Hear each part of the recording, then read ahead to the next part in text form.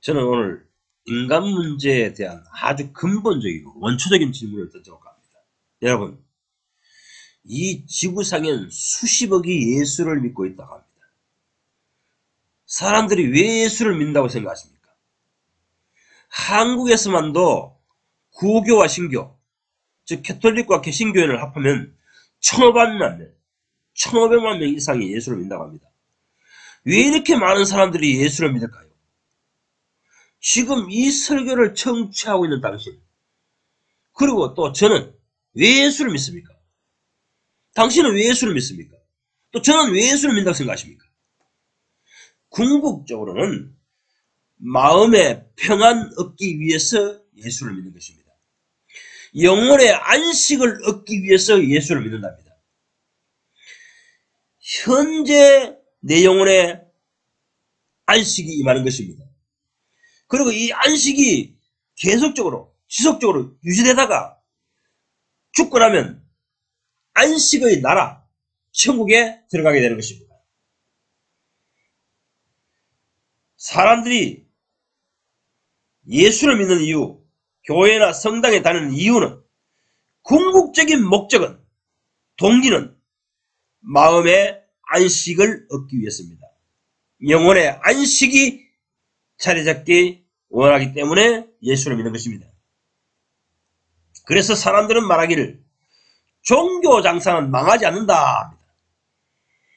태초에 인간이 생겨나면서부터 동시에 하나님을 신앙하는 종교는 생겨난 것입니다. 종교 없이는 살 수 없습니다. 인간이 있는 곳에는 항상 종교가 있습니다. 사람이 사는 곳에는 반드시 종교가 있습니다.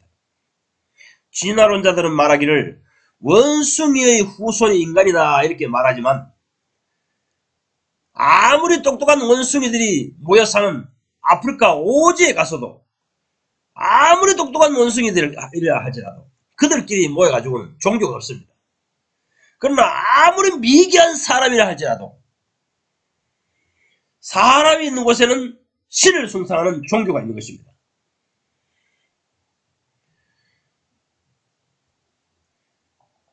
원숭이, 그들에게는 영혼이 없습니다. 영혼이 없기 때문에 영혼의 안식을 추구할 필요성이 느끼지 않습니다. 영혼에서 갈증이 생겨나지 않습니다.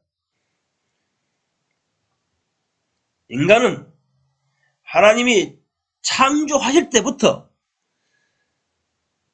영혼의 안식, 마음의 안식은 신을 숭상해야, 신을 섬겨야만이 안식이 임하게끔 창조하셨습니다. 지어놓으셨습니다.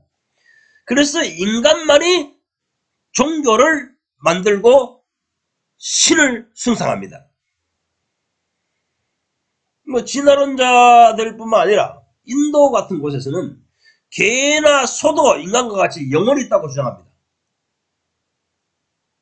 개가 똑똑하니까 그에게도 영혼이 있지 않겠느냐 이 생각합니다. 그런데 개들, 들개들, 늑대들 아무리 저끼리 모여가지고 산중에 돌아다녀도 종교를 만들어서 숭상하고 있었다, 신을 숭상하고 있었다는 소리는 없습니다. 그들에게는 영혼이 없습니다. 영혼이 있어야 영혼이 안식을 얻고자 신을 숭상하는 종교심이 일어나는 것입니다. 종교가 일어나는 것입니다. 그러면 우리의 생각을 좀 더 전진시켜 생각해 봅시다. 예수를 믿는 여러분, 어떻게 하면 영혼이 안식을 얻습니까? 마음 천국이 임합니까? 어떻게 하면 마음이 편안해집니까? 어떻게 하면 평강이 주장하는 영혼이 될까요? 현재에서 오늘 또 내일 또 1년 뒤도 10년도 내 죽을 때까지 또 죽은 후에도 영원히 어떻게 하면 내 마음속에 평강이 자리 잡게 될까요? 안식이 취하게 될까요? 사실 이 문제를 해결해 줄 것처럼, 이 영혼의 갈증을 해소해 줄 것처럼 하면서 성직자 생활을 하는 사람들이 한국에만도 수십만 명이 됩니다. 수십만 명이 성직자 생활합니다. 영혼에게 평안, 안식, 그것을 채워줄 것처럼 하면서 이러한 성직을 하면서 생활하는 사람이 한국에만도 수십만 명이 된다는 것입니다. 그런데 에레미야서 6장 14절을 읽어보십시다. 그들이 내 백성의 상처를 심상히 고쳐주며 말하기를 평강하다 평강하다 하나 참된 평강이 없도다 이렇게 말씀하십니다.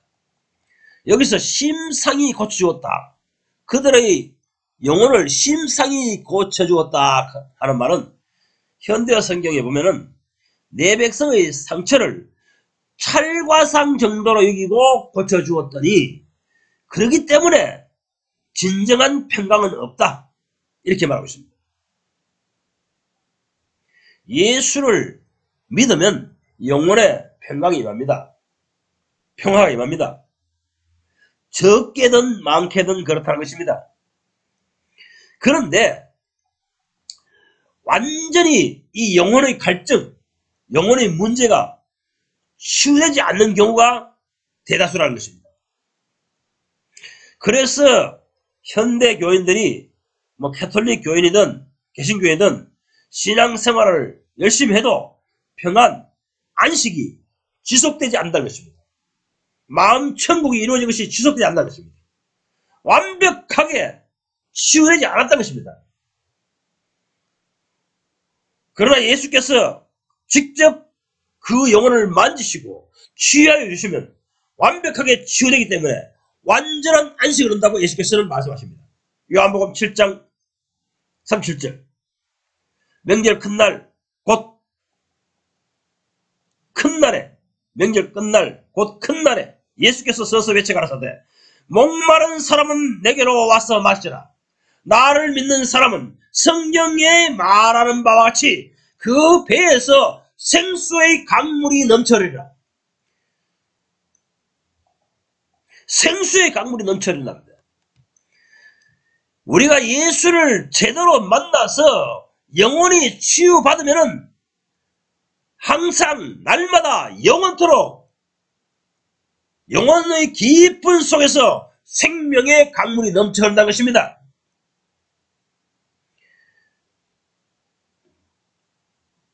그리고 연이어서 요한복음 8장 11절에서는 가서 다시는 죄를 범치 말라 하십니다.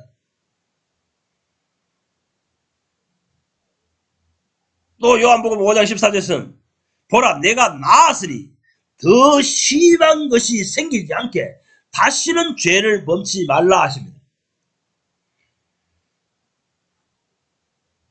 예수를 만나면은 영혼이 치유가 돼서 생명수 강물이 속에서부터 넘쳐난다는 것입니다. 하지만 속죄함을 받고 치유함을 받았다 할지라도 다시 죄를 범하면 더 심한 것이 생긴다는 것입니다. 지속적으로 내 속에 마음 천국이 자리 잡지 아니한 것은 신자 되었으나 예수를 믿었으나 다시 죄를 범하고 있기 때문인 것입니다. 그래서 요한복음 8장 12절에 나를 따르는 자는 어둠에 다니지 아니하고 항상 생명의 빛을 얻으리라 하셨습니다.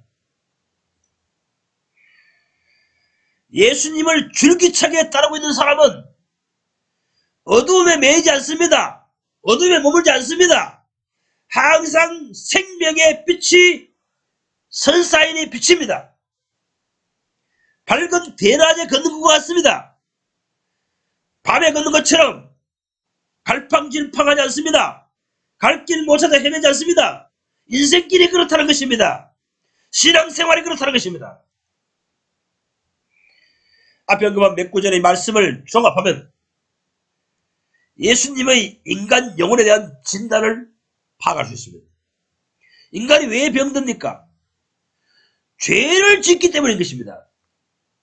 창조주 하나님께서 하지 말라고 한 것을 하고 있다는 것입니다. 하지 마라 한 것을 하고 있기 때문에, 거역하고 있기 때문에, 반역하고 있기 때문에 영혼 속에 평강이 사라지는 것입니다. 안식이 사라지는 것입니다.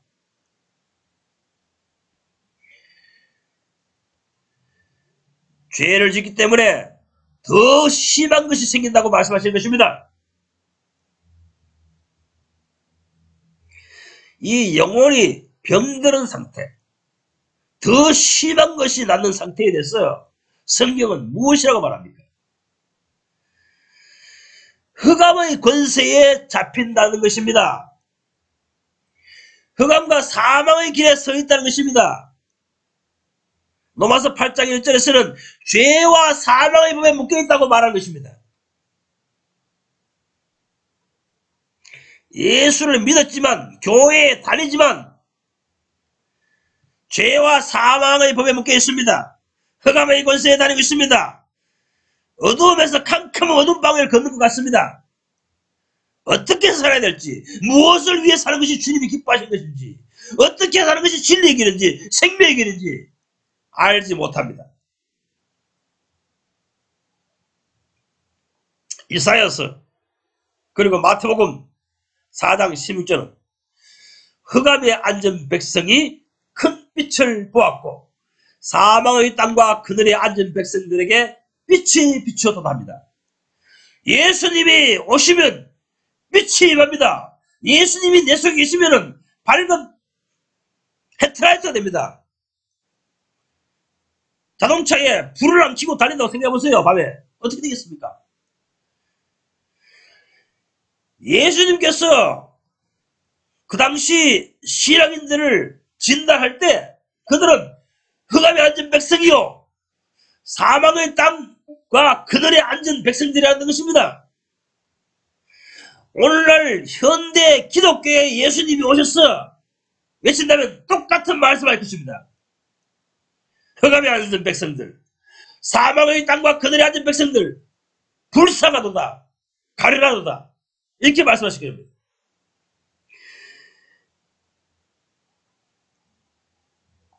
하나님께서 보실 때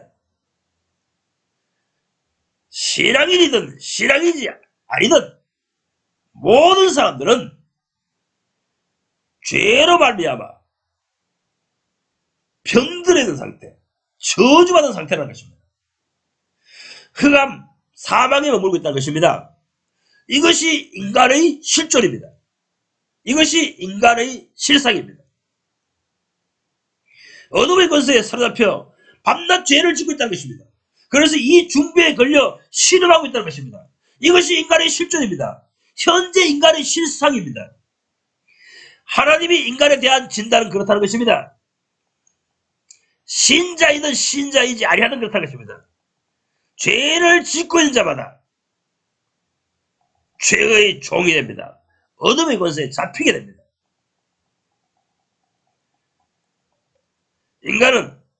모든 인간은 죄와 사망의 지배를 당하고 있다는 것입니다.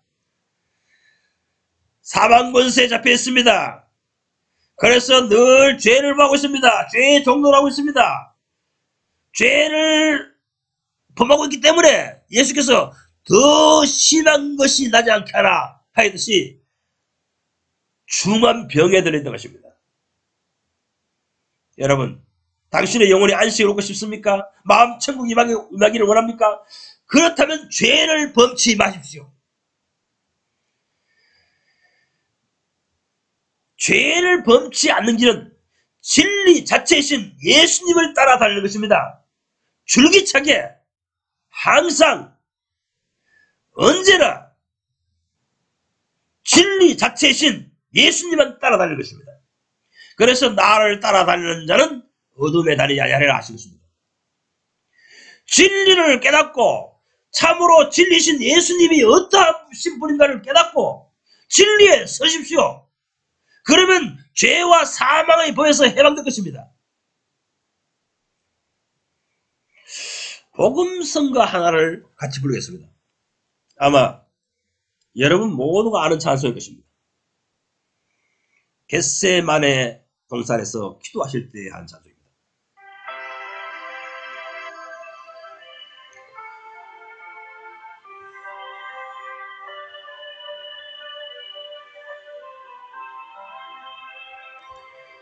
겟세마네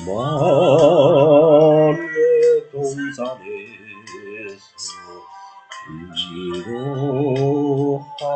기도하실 때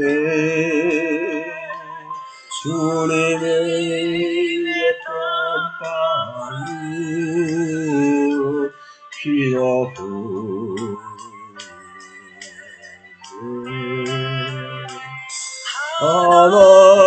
하나님을 거역한 나를 위하여 손녀의 속죄 피를 흘려주셨네.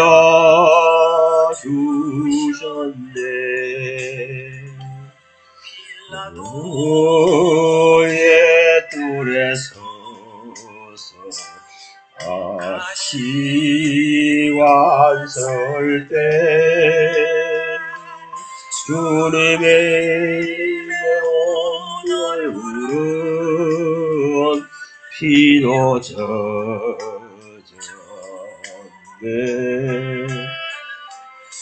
온 인류의 저주를 속하시려고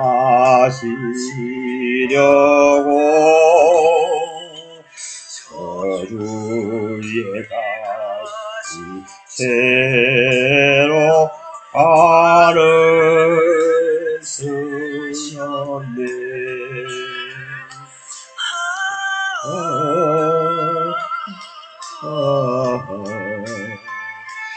주의 사랑 깊고 크셔라. 내 영혼의 파도처럼 날이 좋다.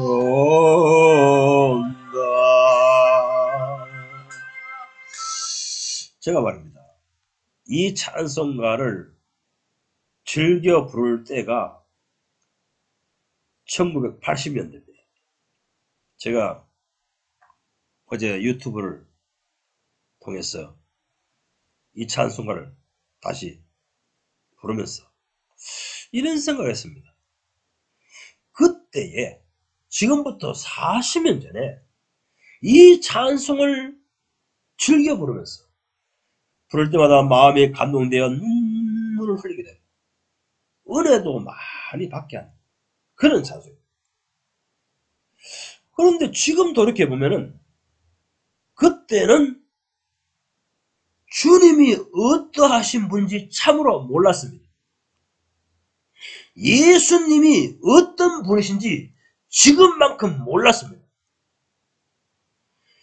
그러니 철학 기도에 가서 통성기도 하며 이 노래를 부를 때마다 눈시울을 적시고 했지만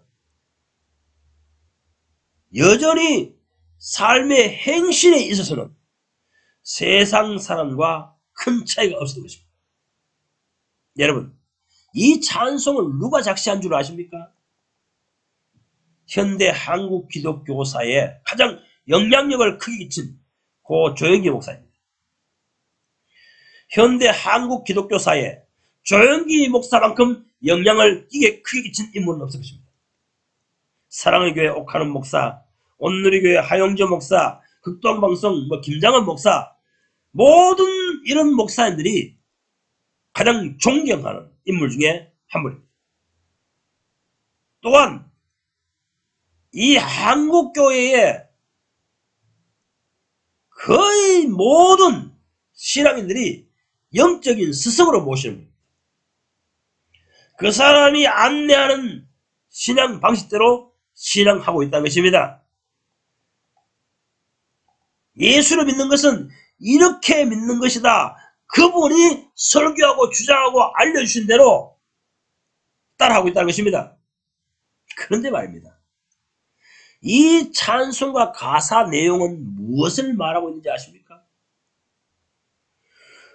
조영기 목사라는 사람이 아는 예수님입니다. 그가 깨달은 예수입니다. 그 영혼이 인식한 예수 그리스도입니다. 그도 십자가에 달리신 예수를 감사하다고 찬양합니다. 우리를 위해서 십자가에서 고난당하신 그리스도를 감상하며 묵상하며 눈시울을 적십니다. 눈물을 흘립니다. 이 찬송가 가사에는 그가 깨닫고 믿고 감사드리고 신앙하는 예수님의 신앙관, 그 신관이 녹아있는 것입니다. 하지만 저는 그의 신앙심에 대해서 의의를 제기합니다. 그는 십자가에 달리신 예수를 알고 깨닫고 믿고 섬겼지만 그가 아는 정도는 그 정도에 불과하다는 것입니다. 예수께서 나를 위해 십자가에 피 흘렸다는 사실을 모르는 기독교인이 누가 있겠습니까? 아마 교회 안 다니는 세상 사람들도 예수가 인류를 위해서 십자가에 못 박혔다는 사실을 알고 있을 것입니다. 그러나 진정으로 예수께서 십자가에 달리신 그 의미를 깨우친 사람은 어떤 삶으로 주님께 반응하는 줄 아십니까? 주님께 화답하는 줄 아십니까? 희생입니다. 나를 위해 자기 몸을 버리신 예수, 나를 값을 지불하고 사시기 위해서 십자가에서 피 흘리신 예수, 그 예수를 위해서 그 십자가의 의미를 깨달은 영혼은 내 인생을 전부 드립니다. 이것이 십자가에 달리신 예수를 진정으로 깨달은 영혼입니다. 주님께서 자기 일생을 모아서 놓은 그 향유, 전제사를 예수님께 쏟아부은 여인에 대해서 말씀하시기를, 예수님의 이 십자가 복음, 이 복음이 전파되는 곳마다 이 여자의 행실도 함께 전파되리라, 이런 말씀하셨습니다. 참으로 예수님의 십자가에 달리신 의미를 영혼으로 자각하고 자의식하고 깨달은 사람은 행동에 있어가지고, 실천에 있어가지고, 실행에 있어가지고 그 여인처럼 하나님께 반응한다는 것입니다. 화답한다는 것입니다. 그렇지만 조영기 목사는 어떻습니까? 저렇게 예수님이 나를 위해 십자가 달리셨다 하면서 그거 묵상하고 이럴 때마다, 감상할 때마다 눈물을 진짜 흘리기도 하죠. 그러나 자기 자신을 온전히 주님께 드리지 않았습니다. 그는 돈과 영광을 사랑했습니다. 이 기독교 신앙계에서 오는 영광을 포기하지 않았습니다. 교인들에게서 오는 영광을 그는 버리지 않았습니다. 자아가 살아있습니다. 자기 사랑이 살아있습니다. 저는 이 찬송을 부르던 40년 전을 지금 회고해 봅니다. 전도사였지만, 교회에서 복음을 전하고 설교하러 다니는 사람이었지만, 여전히 교인들에게서 오는 격찬과 칭찬과 영광을 포기하지 않았습니다. 그러하기에 내 영혼이 온전히 안식하지 못했습니다. 100% 마음 천국이 자리 잡고 지속되지 않았습니다.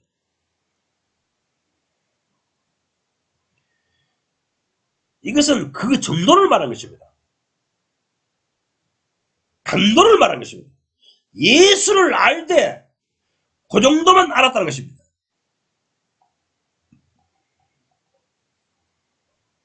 비상적이고 외형적이고 껍데기 말았던 것입니다. 그의 영혼 깊은 속에 인식하지 못했습니다.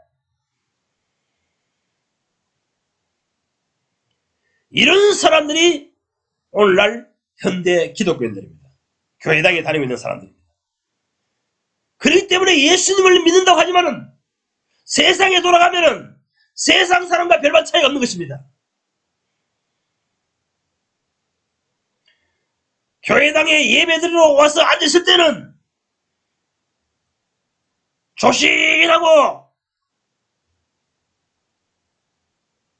건실한 신자처럼 보이지만 세상에 나가면은 세상 사람들이 그를 평가할 때 악독한 인간입니다.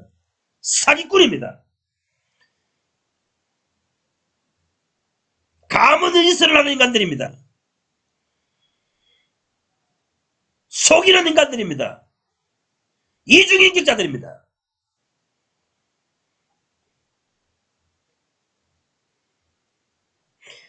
예수를 알되 참으로 예수를 안 것이 아닙니다. 껍데기만 안 것입니다.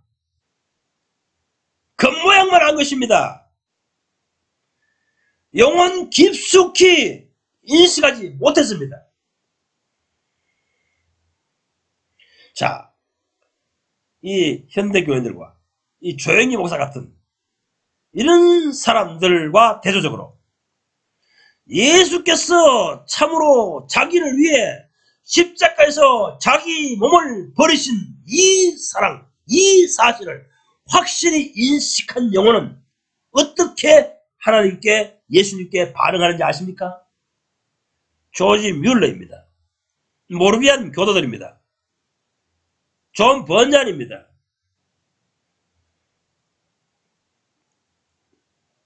요한 웨슬레입니다. 조지 뮬러는 말하기를 나는 나를 십자가에 못 박았다. 교인들에게서 오는 칭찬에 대해서도 십자가에 못 박았다. 이렇게 말했습니다. 모르비안 교도들도 마찬가지입니다. 요한 웨슬레라는 감리교의 창시자 요한 웨슬레 목사를 참된 신앙으로 이끈 사람들이 모르비안 교도들입니다. 그들의 신앙도 바로 자기를 십자가에 못 박았습니다. 자기 전 인생을 주님께 바쳐버렸습니다. 희생해버렸습니다.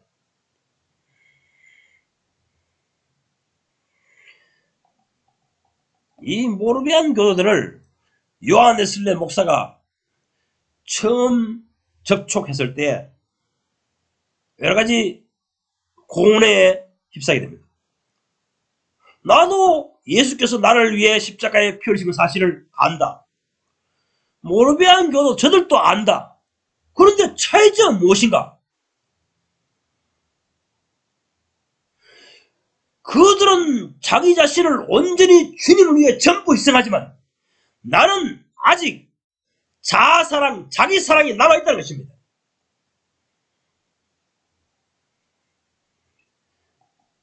알기는 압니다. 하지만 확실히 제대로 알지 못하였습니다. 예수가 어떤 분이신지, 예수가 왜 십자가에 못 박히셨는지, 예수께서 십자가에 못 박히신 이유가 무엇인지, 십자가의 피 흘리심을 통하여 어떤 영혼을 획득하고자 하셨는지 인식하지 못했습니다. 깨닫지 못했습니다. 현대교인들과 조영기 목사 이런 사람들은 요한 웨슬레가 거듭나기 전에 종교계 목사 생활하기 전에 할 때에 그때의 사고관념으로 신앙생활을 하고 있는 것입니다.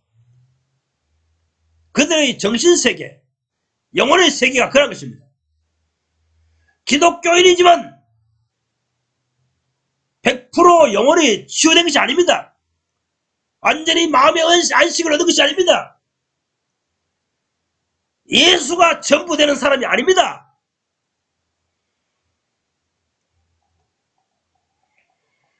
여러분, 모르비안 두 청년의 이야기를 아시는지 모르겠습니다.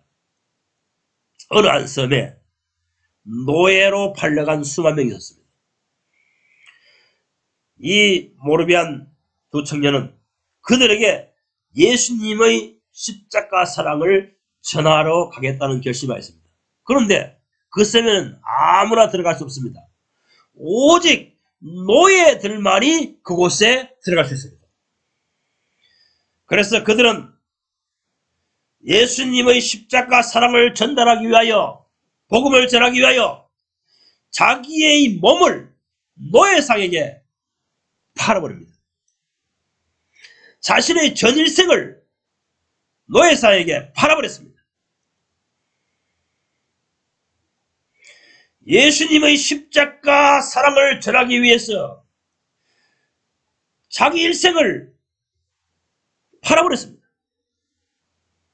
노예를 실은 배가 이제 항구를 떠나려고 합니다. 부둣가에서는 이 청년의 가족들과 친지들이 엉엉 울고 있습니다. 이제 떠나면 다시 못 볼 것 같은 그 자식, 그 아들, 그 친척, 이 청년 두 청년을 보면서 모두들 눈물을 흘리고 있습니다. 그때에 이 청년들이 배후에서 무엇이라고 했는지 아십니까? 어린 양이신 예수여, 당신의 죽음은 값진 것이었습니다. 우리의 영혼을 받으시옵소서 하였습니다. 예수님이 십자가에 돌아가신 이유, 목적을 진정으로 깨달은 사람은 나의 전 일생을 주님께 쏟아부어버립니다. 이 정도는 주님 생기고 저 정도는 주님 생기고 아닙니다. 정말 예수님이 자신을 위해 돌아가신 것을 믿는 사람이라면 자기 전 인생을, 자기 가진 전부를 주님께 내어놓습니다. 내 인생은 끝났다. 이제 예수께서 값으로 사신 것이니 내 일생은 주님께서 받으신 것이 당연하다, 맞다, 이렇게 신앙 고백을 하고 신앙이 되는 것입니다. 당연히 당신 것이니, 당신이 값으로 사신 것이니 당신이 가져가시옵소서. 이제 내 인생을 살 수 없습니다. 내 행복을 추구할 수 없습니다. 이렇게 주님께 신앙 고백을 하게 되는 것입니다. 조영기 목사를 비롯하여 현대 기독교인들은 아직 100% 예수님이 어떠하신 분인지 깨달은 것이 아닙니다. 그러기에 일부는 드리고 일부는 자기 것으로 움켜쥐는 것입니다. 전 일생을 주님께 희생하기에 아까워하는 것입니다. 저는 40년 전에 나의 신앙을 회고해봅니다. 그때도 예수를 믿었습니다. 교회 열심히 다녔습니다. 예수님의 십자가를 회상할 때면 오늘날 교인들처럼 감사와 눈물을 흘렸습니다. 하지만 한편으로 여전히 자기 사랑이 나와 있었습니다.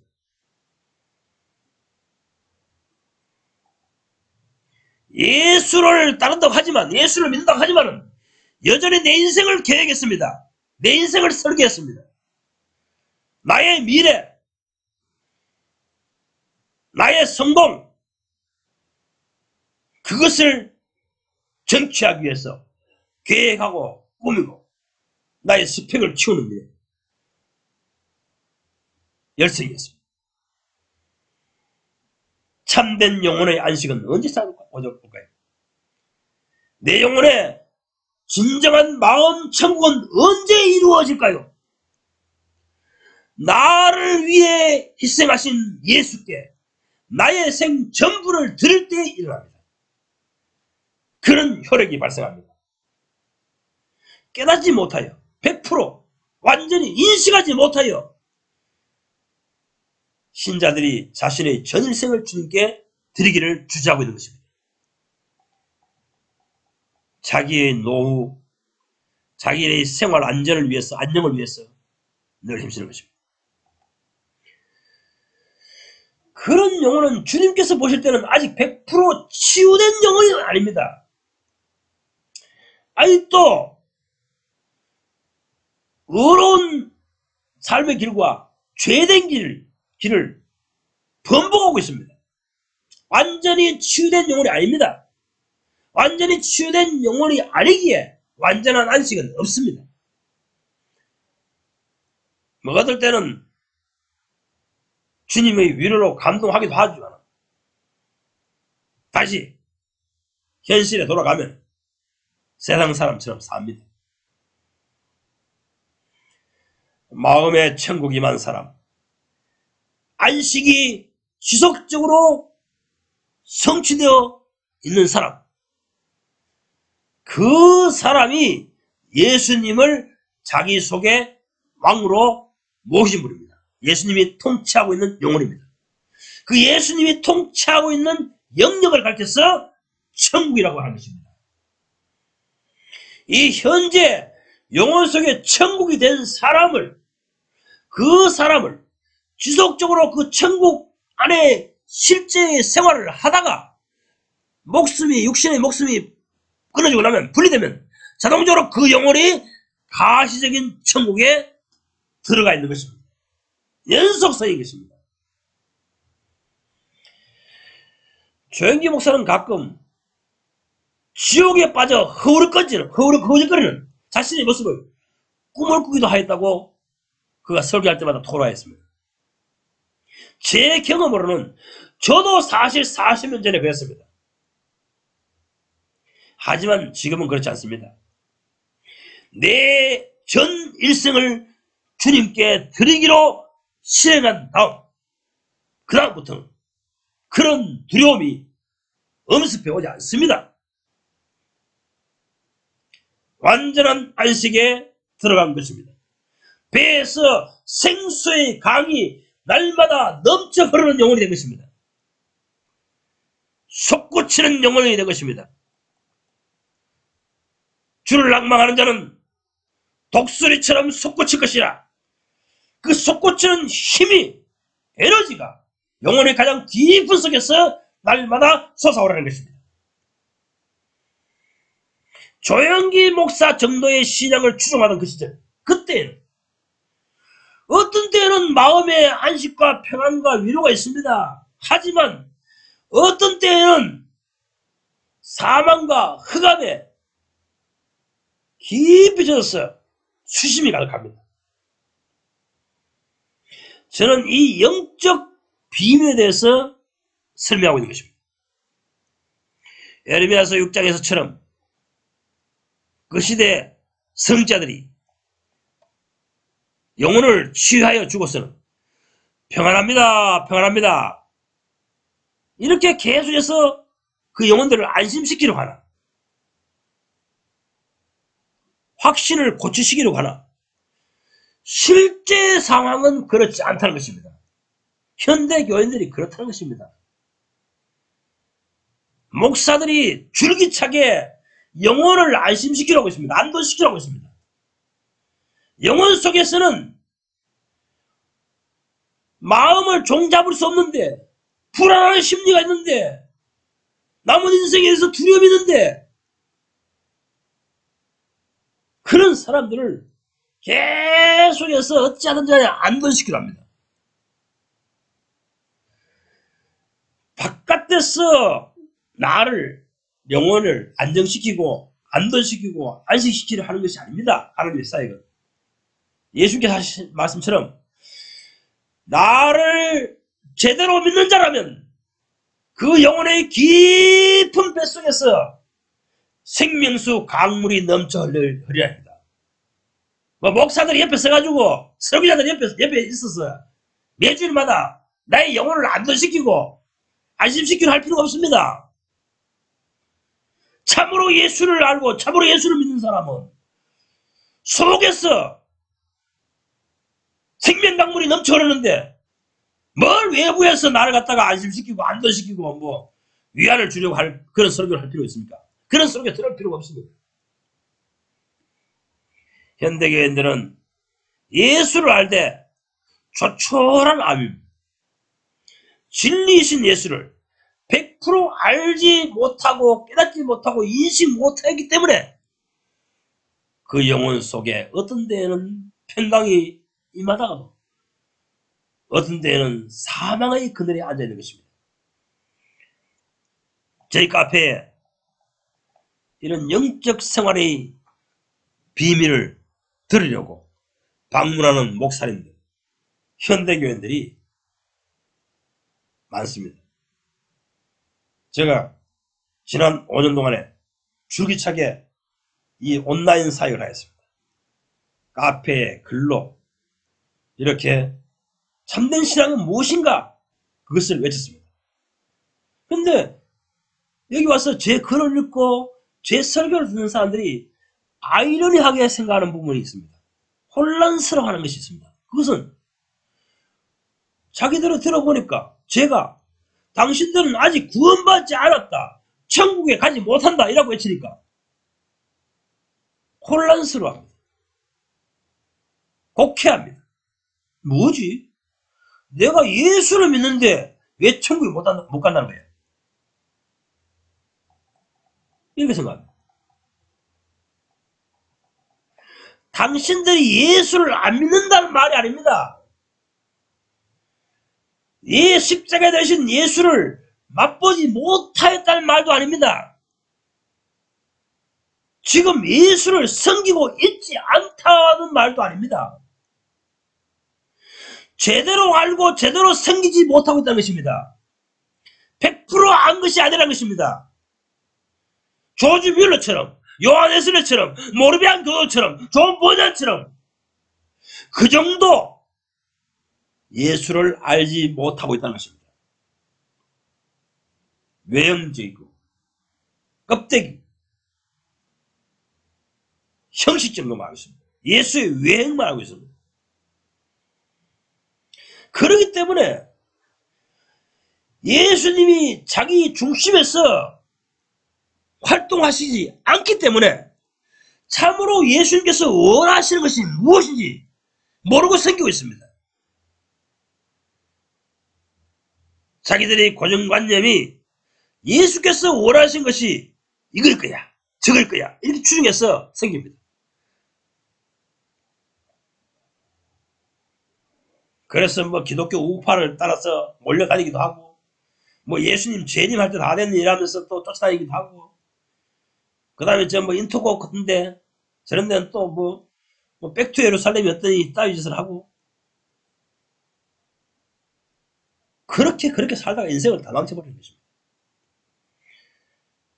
현대 기독교인들은 예수께서 역겨워하시는 것, 정말 미워하시고 싫어하시는 일들을 계속하고 있는 것입니다. 그들의 영혼이 100% 치유되지 않았기에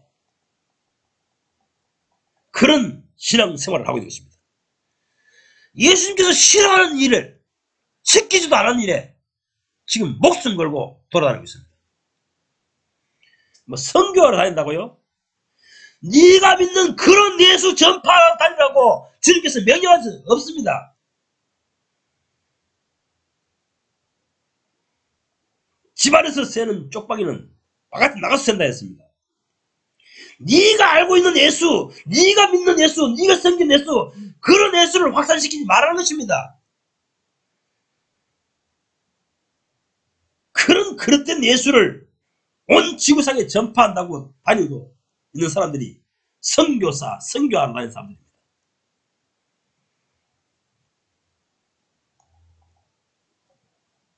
예수님께서는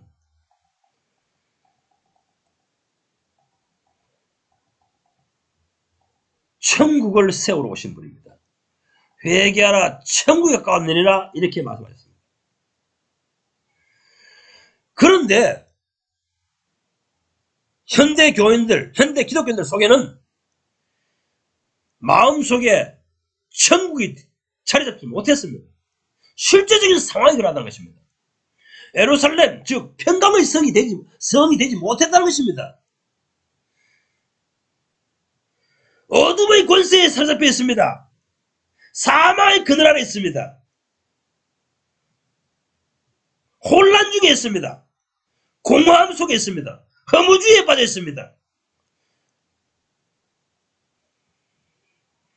현대 교인들의 정신세계, 영적인 세계의 실상이 그렇다는 것입니다. 그들의 영적인 세계와 정신적인 세계는 귀신들이, 더러운 귀신들이 활개를 치고 있습니다.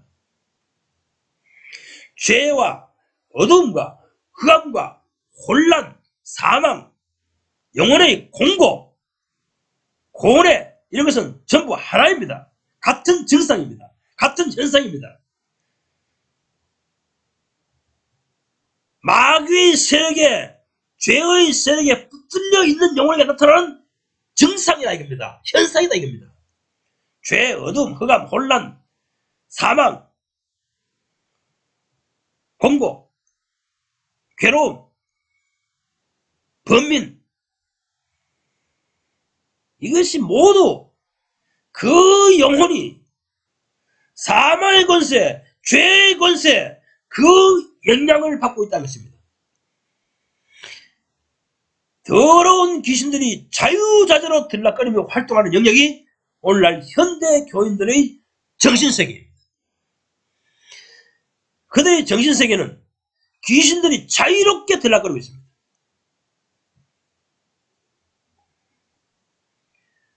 귀신들의 활동 근거지입니다.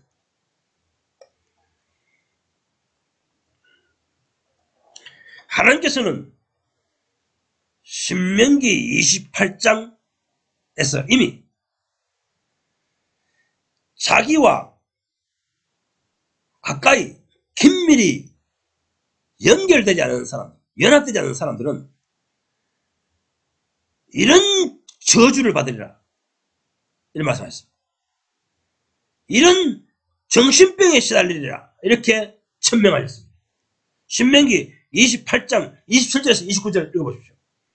여호와께서 애굽의 종기와 지질과 괴열병과 개창으로 너를 치시리니 네가 너희들이 치료함을 얻지 못할 것이며 소경이 어두운 데서 더듬는 것과 같이 네가 백주에도 더듬고 내 길이 형통치 못하여 항상 압제와 인생을 노락당할 뿐이니 그렇지만 너를 구원할 자가 없으리라 이렇게 말씀하셨습니다. 여기에서 주님께서 내시는 저주를 세 가지로 압축할 수 있습니다. 첫째는 육체적인 질병입니다. 두 번째는 정신적인 질병입니다. 세 번째는 영적인 소경이 되는 것입니다. 미쳐버리리라. 미쳐버리리라. 눈먼과 미쳐버리리라. 경심증으로, 경심증이 뭔지 압니까? 경심증은 심리적 불안 증세입니다. 심리적 불안증. 현대 교인들을 두루두루 살펴보십시오. 설교자들이 영혼이 치료받았다, 평강하다 이렇게 말하지만 실질적인 상황은 모두 정신병자들입니다. 온갖 정신질환에 다 시달리고 있습니다. 조울증, 불면증, 공황장애, 죽고 싶은 마음, 번민, 갈등, 걱정, 근심, 불안감, 온갖 정신병에 시달리고 있습니다. 실제적인 상황이 현대 교인들은 정신질병에 시달리고 있는 사람들이라는 것입니다. 제가 지난 1년 동안에 늘 전화로 신앙 상담을 해주는 집사님이 계십니다. 이분은 처녀 시절 때부터 기독교 신앙에 흠뻑 빠져 지내왔습니다. 예수를 믿는다고 하여 집안에서 핍박도 많이 받았기에 거의 예배당에 가서 종일토록 사는 사람이었습니다.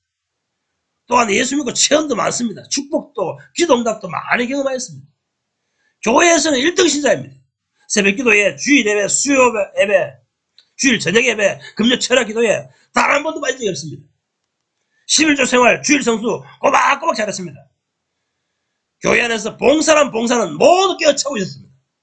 주일학교 반사, 중고등부 교사, 성가대, 식당 봉사, 모든 교회 일에는 이분이 참석하지 않는 시간이 없었습니다. 당연히 오늘날 한국교회의 흐름이 그러하듯이 성령 받고 방언하고 금식하고 통성기도하고 이거는 종일토록 그렇게 하는 사람이었어요. 그런데 정신병에 시달립니다. 불면증이 옵니다. 조울증이 옵니다. 무서운 귀신들이 자주 어른거립니다. 나타납니다. 심할 때는 공황장애까지 시달립니다. 구원의 확신도 완벽하게 가지고 있습니다. 그런데 왜 이런 정신병에 시달립니까? 정신질환에 시달립니까? 너무 괴로워서 어떤 때는 죽고 싶다고 합니다. 계속 병원에 가서 정신질환에 관한 약을 타러 다닙니다. 그리고 이렇게 정신질환에 늘 시달리다 보니까 몸이 신진대사가 원활하지 못하니까 몸에도 질병이 생깁니다. 그러다 보니 직장생활을 제대로 할 수 없습니다.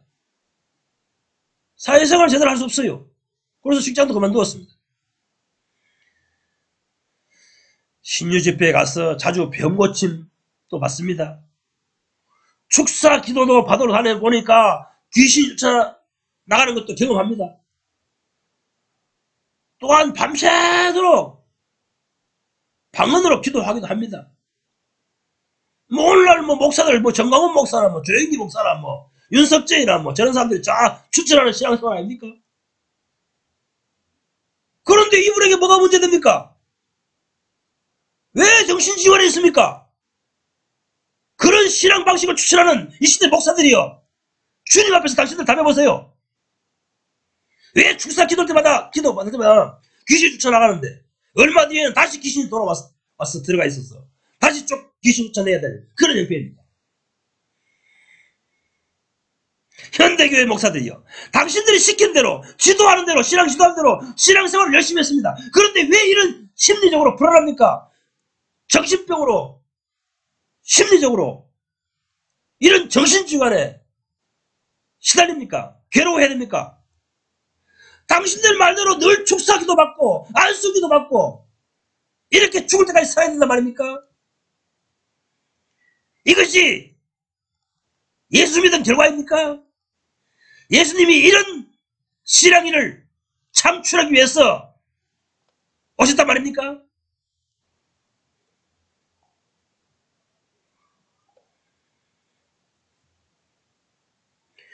이 실제적인 상황을 에레미야서 6장은 지적하고 있는 것입니다. 성자들이 당신의 영혼은 치료받았습니다. 이제 예수 믿었기 때문에 이제는 당신은 치료받았습니다. 이제 평안할 겁니다. 평안합니다. 안심하십시오. 주님이 당신을 도우실 것입니다. 항상 함께 하십니다. 이렇게 매번 설교해야 되나? 실제적인 상황은 내 영혼 속에 평강이 없는 상태라는 것입니다.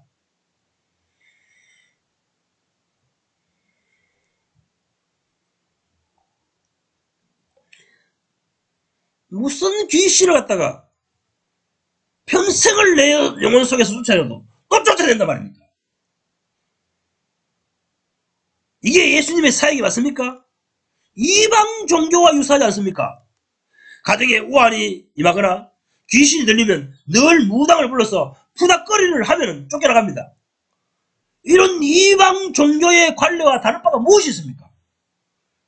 늘 귀신을 쫓아내고 나면 또 내 영혼에 들어와서 쫓아내고 평생 이렇게 사는 것이 그렇지 않은 일생이란 말입니까? 평생 이 짓을 하는 것이 정상적인 그리스도인의 삶입니까? 정말 제발 현대교회 목사들이요. 입에 있거든 대답 좀 해보세요.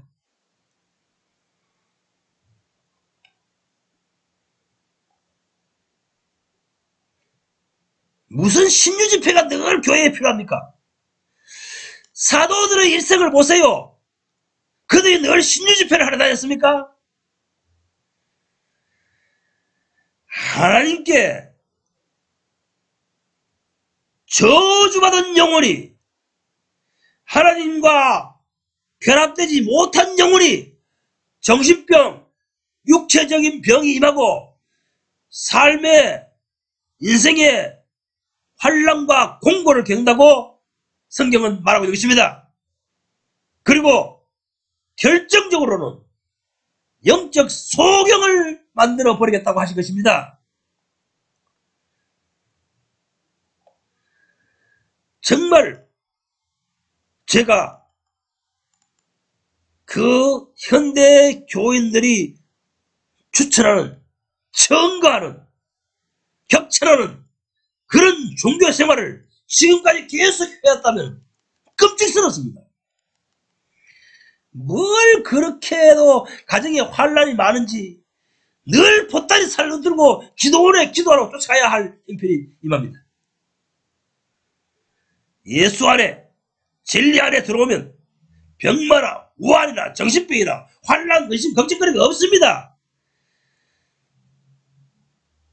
예수가 계시는데 무슨 그런 정신적인 일이나 마귀의 역사가 속에, 영혼 속에 일어날 수가 있습니까? 정말로 현대교인들은 참혹한 신앙생활을 하고 있는 것입니다. 제가 이렇게 말하면 어떤 분들은 이런 말로 반박할지 모르겠습니다. 나는 그 정도는 아니야 할 것입니다. 그 정도 심각하지 않아도 당신 영혼도 병들어 있습니다. 왜 그런지 아십니까? 영적 소경이기 때문인 것입니다. 어느 목사가 진리를 내뱉고 있는 것인지, 진리의 복음을 전파하고 있는지 당신은 분별하지 못하고 있잖아요. 저 목사님 말대로, 이 목사님 말대로 10년, 20년, 30년 지금 신앙생활을 했지만 당신 속에 왜 완전한 천국이 이루어지지 않은 것입니까? 참 진리를 전하는 목사, 비진리를 외치는 목사, 분별할 눈이 당신에게는 없는 거 아닙니까? 그러니까 항상 거짓 선자를 따라다니다가 인생을 망치는 거 아닙니까? 뭐 축사사역, 뭐 귀신 쫓아내는 것, 그 사람들이 몰래 다니고 있습니다만 그게 뭐 대단한 줄 압니까? 그런 현상은, 귀신 쫓겨나가는 현상은 예수 냄새만 맡아도 쫓겨나갑니다. 바울이 쓰던 손수건을 가져가서 덮어놓아도 병이 낫기도 하고 귀신 쫓겨나기도 하였습니다. 사울왕에게 악기가 임할 때에 다윗이 찬송만 불러도 악기가 쫓겨나 버렸습니다.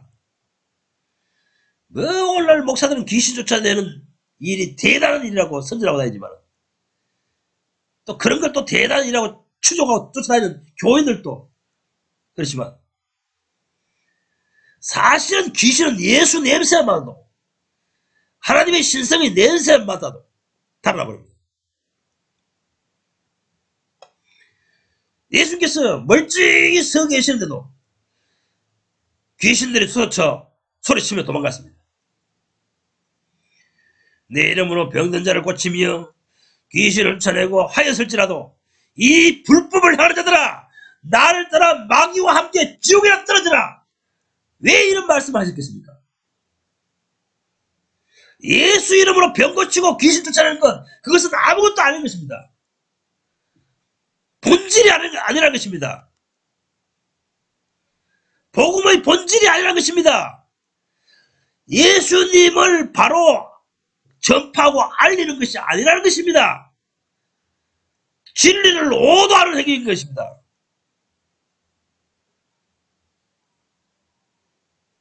축사 사역을 하는 목사들이요, 이 시대 목사들이요.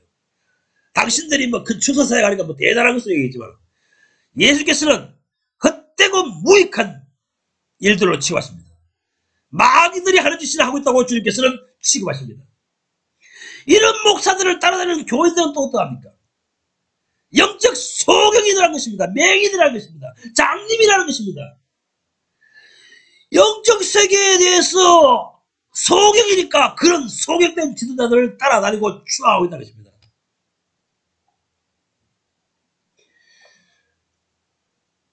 우리 한국에서 귀신 제일 많이 쫓아내는 목사가 누굽니까? 김기동 목사 아닙니까?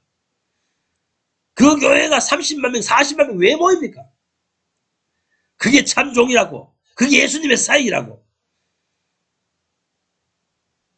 소경이 소경을 인도하니 둘 다 멸망하리라. 그대로 될 것입니다. 그게 뭐 예수 믿는 사람들입니까? 자기들끼리는 자기가 예수 믿는 사람을 생각하지만 예수님께서는 그런 교인들을 나를 믿는 자로 취급하지 않습니다. 나를 믿는 자로 대우하지 않습니다.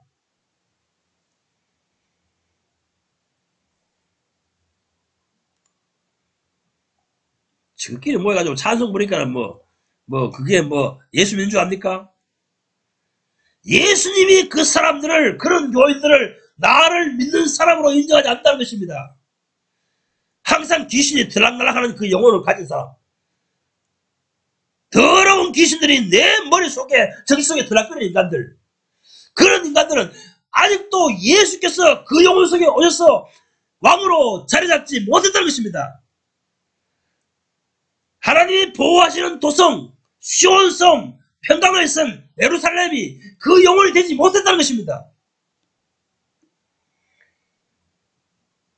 진리의 기둥과 터가 된 그 예수님의 천국이 되지 못했다는 것입니다. 예수께서는 귀신에 대해서 호칭하실 때마다 항상 더러운이라는 수식어를 붙입니다. 누가 더러운 귀신이 들립니까? 누구에게 더러운 귀신이 들락거립니까? 더러운 영혼 속에 더러운 귀신이 들어간다는 것입니다. 더러운 귀신이 들어와서 인간을 심리적으로, 정신적으로 불안하게 만들고 정신병이 들게 만들며 정신질환에 시달리게 만들고 정신질환이 시달리게 만들고 정신병이 들게 만들기 때문에 육체의 욕망적인 사람이 되고 그 심리에 따라 살게 되므로, 정신적인 심리에 따라 살게 되므로 육체의 불균형도 일어나버립니다. 신진대사가 원활하지 않습니다. 그래서 바로 따라오는 것이 육체적인 병도 항상 안고 사는 것입니다. 이런 저주에 대해서 신명기 28장은 말씀하고 계신 것입니다. 하나님의 곁을 떠난 인간, 하나님과 분리된 인간은 영적인 소경이 되어 진리의 길, 생명의 길을 못 찾아 방하게 되고 정신적으로는 심리 불안, 조울증, 불면증, 공황장애가 오며 그리고 따라붙는 것이 육체적인 질병이라는 것입니다. 한마디로 정리하자면 사도들이 목회하던 초대교회는 정신병자가 없습니다. 그러니 교인들 모아놓고 축사하는 일이 초대교회 때는 없다 이겁니다. 교회 안에는.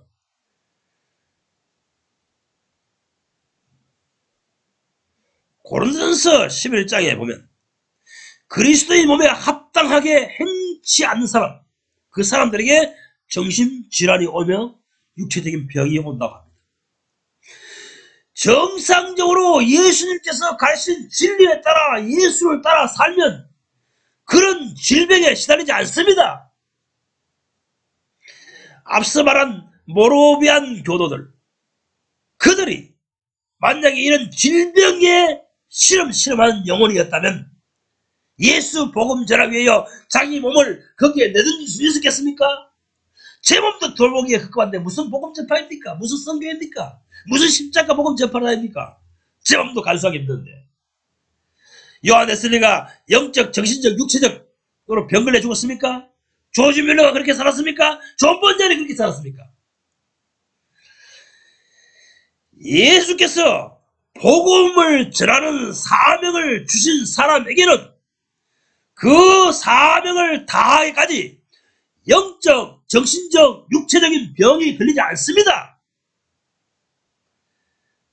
영적으로도 건강하게, 정신적으로 건강하게, 육체적으로 건강하게 살다가 삶 마치고 주님의 품에 가는 것입니다. 이에 반해서 현대 종교적 교회 목사들, 그들은 어떠합니까? 그들의 정신세계는 허무주의자 니체와 같습니다. 니체는 아버지도 목사요. 자기도 신학을 공부한 사람. 그런데 죽는 날까지 늘 정신병에 시달리다가 죽었습니다. 현대 기독교의 지도자들의 정신세계는 니체와 같습니다. 본 히프와 같습니다. 전혀 예수께서 인정하지도 아니하고 이 시대에 하시고자 하는 일도 아닌 그런 곳에 빠져야 됩니다. 나를 바꾸어야 됩니다. 변혁시켜야 됩니다. 변화되어야 됩니다. 진리가 몸에 밴 영혼이 되어야 됩니다. 진리로 똘똘 뭉쳐진 사람이 되어야 됩니다. 진리화된 육체가 되어야 됩니다. 복음화된 내 자신이 되어야 됩니다. 복음의 영향력이 내 전신에 영향력이 미친 영혼이 되어야 된다는 것입니다. 그렇게 되어야 된다는 것입니다. 예수께서 진리를 알지니 진리가 너희를 자유케 하려 하셨습니다.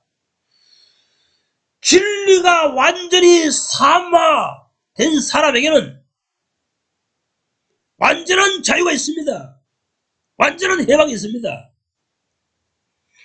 현대 교인들은 아직 진리를 모르기에 터득하지 못했기에 온갖 정신질환에 시달리고 있습니다. 예수께서 말씀하시길 너희 속에 진리가 없으므로 진리에 서지 못한다 하셨습니다. 주님, 진리를 가르쳐 주시옵소서. 간절히 기도하십시오. 영적 소경이요, 정신병자들인 현대교인들이요, 진리를 찾으십시오. 진리를 습득하십시오. 예수를 제대로 바로 알기를 주님께 소원하십시오. 지금까지 당신이 알고 있는 예수는 그런 분이 아닙니다. 잘못 알고 있습니다. 현대 기독교의 목사들이 소개하는 예수는 착각입니다. 예수는 그런 분이 아닙니다. 현대 기독교 주들의 상상 속에서 나온 예수입니다. 그들의 관념 속에서 유추해낸 예수입니다. 당신들의 신앙 지도자가 그런 그릇된 예수를 연상하고 섬기도록 유도하고 있는 것입니다. 예수께서는 현대 교회들처럼 이런 신앙 고백, 이런 신앙 행위를 가진 그런 신앙인을 얻으러 오신 분이 아닙니다. 그의 십자가의 죽으심으로 말미암아 모든 마귀와 죄의 세력에서 해방과 자유케 하시는 능력을 가지신 예수입니다. 그 능력으로 구원하신 분입니다.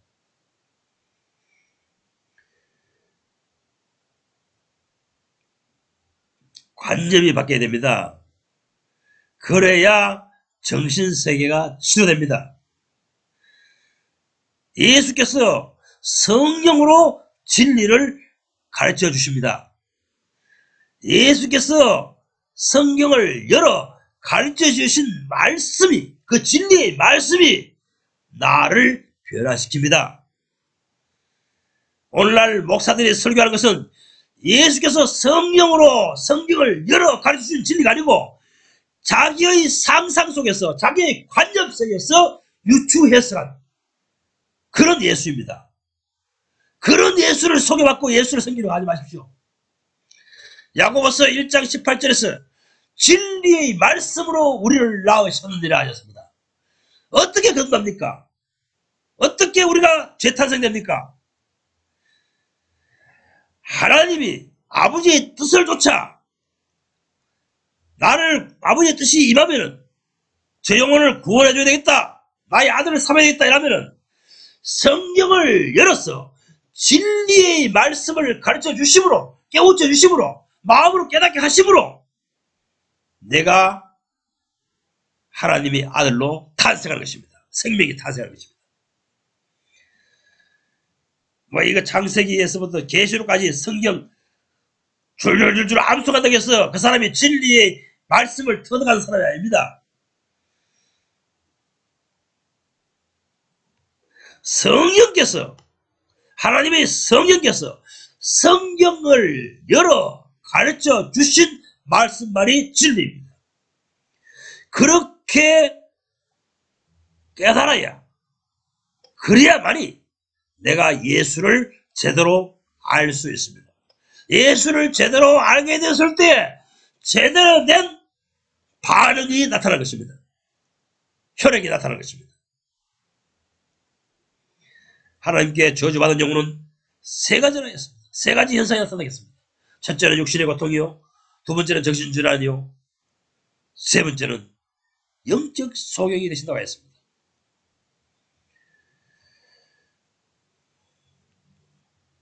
영적 소경. 이 영적 소경의 증상은 어떠합니까? 판단 능력을 잃어버린다는 것입니다. 판단 능력이 없다는 것입니다. 예수께서는 네 눈은 내 눈이 온몸 전체의 등불인데 그 눈이 어두우면 얼마나 심하겠냐 이렇게 말씀하셨습니다. 진리와 비진리를 구분하는 능력이 없습니다. 생각해 보십시오. 오늘날 교인들이 이 목사님은 성경을 해석해서 설교할 때 이래 말하고 저 목사님은 저렇게 말합니다. 누구의 말이 진리입니까? 당신은 판단할 수 있습니까? 누구의 주장이 진리입니까? 현대교인들은 판별 능력이, 판단 능력이 그 영혼 속에 없는 것입니다. 구약 시대에 보면은 하나님 앞에서 가장 가까이 섬기는 제사장들에게는 가슴에다가 판결의 흉패라는 것을 붙여줬습니다. 우림과 둠밈이라는 것입니다. 옳고 그름, 하나님께 속한 것과 하나님께 속하지 않는 것, 거룩한 것과 부정한 것을 분별하는 능력이 거기에서 빛이 솟아나오는 것입니다. 내 영혼이 하나님께 은총을 입으면 그러한 사람이 되는 것입니다. 판결의 흉패를 가진 사람이 되는 것입니다. 우림과 둠밈을 가진 영혼이 되는 것입니다. 진리와 비진리를 판결할 수 있는 판결의 흉패를 쓰면 사람이 되는 것입니다. 저도 가끔 놀라운 일인데 어제는 제가 에베소서를 읽었습니다. 제가 예수를 40년 이상을 믿어왔기 때문에 아마 에베소서를 수천 번은 읽었을 것입니다. 그런데 10년 전에 20년 전에 그때는 보이지 않던 이치가 똑같은 에베소서에서 깨달아집니다. 지금 놀라운 현상 아닙니까? 무슨 뜻 아닙니까? 이거 무슨 뜻입니까? 그때는 10년 전, 20년 전, 30년 전에는 영혼의 안경이 온전히 치유되지 않았다는 것입니다. 다른 모든 성경도 마찬가지입니다. 모세 오경이든 열왕기 상하 역대서든 욥기든 시편이든 선지서든 다 마찬가지입니다. 옛날에는 안 보이던 것이 지금은 깨달아집니다. 성경을 펴면 성령의 도우심으로 읽혀집니다. 그 본래의 뜻을 만질 수 있습니다. 왜 이런 현상이 일어나겠습니까? 초점이 맞춰진 것입니다. 하나님의 시각으로, 하나님의 시안으로 시력이 살아난 것입니다.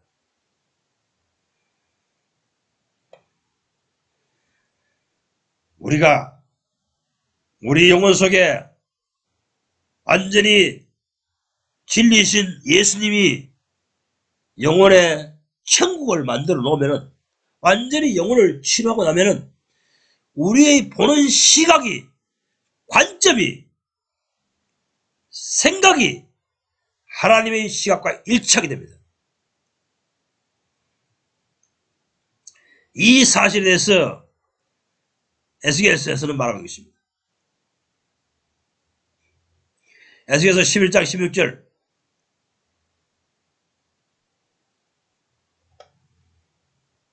에스겔서 11장 16절, 주님께서 신약시대에 이르면 영혼들을 구원해 와서, 구출해 와서 치료하시겠답니다. 깨끗하게 하신답니다. 완벽하게 치료하시겠답니다. 그러면 어떻게 되는 줄 압니까? 일치한 마음, 일치한 생각, 일치한 관점이 생겨난다는 것입니다. 하나님의 관점같이 똑같은 관점이 살아난다는 것입니다. 하나님의 시각과 똑같은 시각이 살아난다는 것입니다. 하나님의 사유, 하나님의 관점, 하나님의 시각이 똑같이 생겨난다는 것입니다.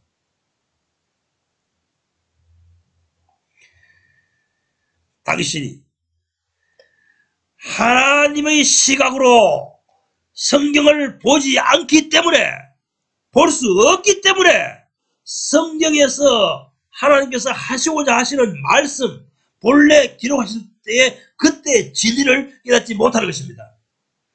그러니 자기의 정신세계가 그 자기 관념에 의해서, 자기 고정관념에 의해서 나름대로 유추해석해서 설교하는 것들이 오늘날 현대 설교자들의 설교인 것입니다. 하나님이 영혼을 완벽하게 치료해 주셔야 진리의 길, 생명의 길, 안식의 길, 평강의 길로 나아갈 수 있습니다. 아무리 노력해 보십시오. 하나님의 도움 없이 성경을 읽고 바른 길을 깨우칠 수 있습니까?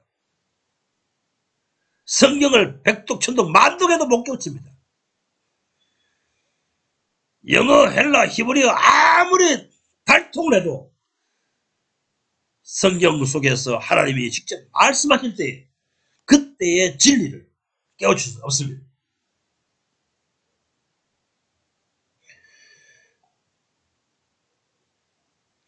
온전히 더러움을, 죄로 마음을 물던 내 관념과 내 생각과 내 고정 관념 치유되어야 됩니다. 하나님이 하십니다. 하나님이 자기 마음에 들은 태도를 가지고 하나님을 섬기는 사람을 그렇게 치료해 가십니다. 그렇게 하시겠다고 약속하신 것입니다. 정말 가난한 현대 교인들이요, 당신들은 주님께서 보실 때 흑암과 사망과 혼란의 길에 앉아 있습니다. 저주받은 상태입니다. 거기에서 어떻게 해방되어 죽겠습니까?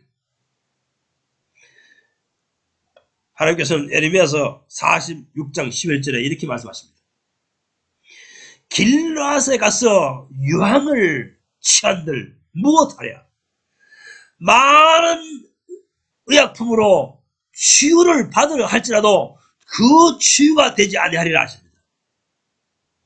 현대 교인들이요, 많은 설교를 들으면 뭐합니까? 백날 교회에 다니면 뭐합니까? 백날 예배 시간에 참석하면 뭐합니까? 영혼이 치유되지 않는데요. 현대 교인들은 예배 시간에 참여해가지고 설교자의 설교를 듣고 웃고 울고 히득거리기도 합니다. 마음에 드는 말, 마음에 딱 들어맞는 말, 자기가 공감하는 말을 던지면, 설교가 던지면 감동받기도 하고 히득거리기도 합니다. 하지만 그런 설교 백날 천날 들어보십시오. 변화되는가? 그런 영혼은, 그런 설교는 비진리라서 영혼이 치유되지 않습니다. 현대교회 설교 시간은 마치 연극단의 광대를 세워놓고 관객들이 울고 웃고 환호를 지르는 것과 똑같습니다. 뭐 설교에서 은혜 받았다, 오늘 설교에 뭐 감동받았다고 이렇게 말합니다만, 그것은 자기 마음에 공감하는 말을 내뱉으라는 것입니다. 그래서 맞장구를 치는 것입니다. 반응합니다. 호응합니다. 아니, 자기 영혼이 잘못되어 있는데 그 잘못된 영혼에게 비유를 맞춰주는 설교를 뭐로 갖다 그것이 진리란 말입니까?